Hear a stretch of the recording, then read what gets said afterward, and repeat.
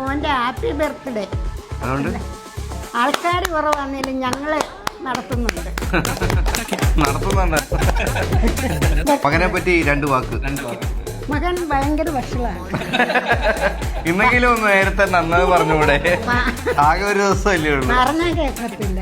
അമ്മ ദൂരെന്ന് പറയുന്നോണ്ടാ അടുത്ത് വന്ന് പറയണം. ഉപദേശം കൊടുക്കാറുണ്ടോ മകന്? ഉണ്ട്.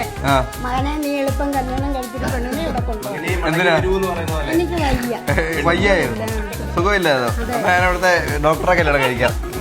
പ്രായമുള്ള അപ്പൊ നിനക്ക് 26